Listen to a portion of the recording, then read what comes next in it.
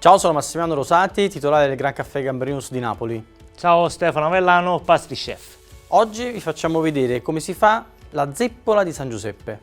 Versiamo nel tegame l'acqua, sale e burro. Lasciamo sciogliere bene il burro, portiamo a sfiorare il bollore. Aggiungiamo la farina, abbassiamo la fiamma al minimo.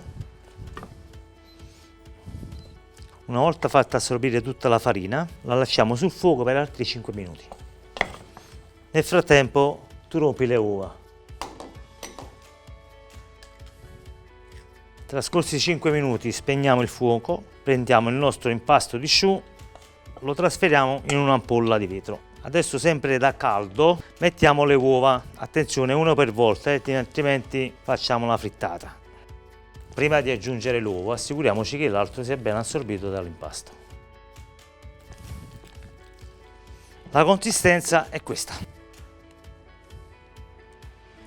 Adesso ci serviamo di un sac à poche becco riccio 15 mm. Andiamo a mettere il nostro impasto all'interno. Ci serviamo di una teglia da forno e andiamo ad imburrare appena appena. Andiamo a formare le nostre zeppole. Dalla forma del dolce nasce poi il suo nome, Serpulam, appunto, che poi negli anni diventerà zeppola. Andiamo alla prima cottura, forno a 200 gradi, finché non sviluppano.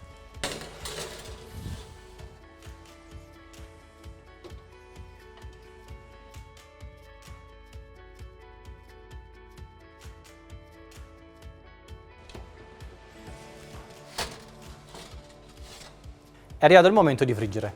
Immergo le zeppole nell'olio caldo a 180 gradi e aiutandomi con 2 bastoncini di legno li giriamo di continuo.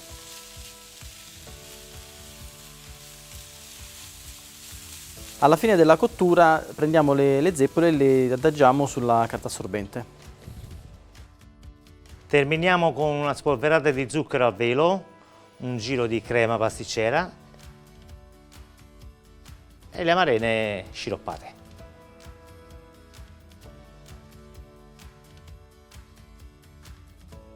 Assaggiamo? Assaggiamo.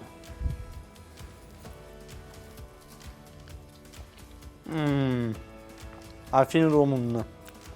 Modestamente. È leggerissimo. Guarda come vola, guarda come vola. Vola, vola, vola.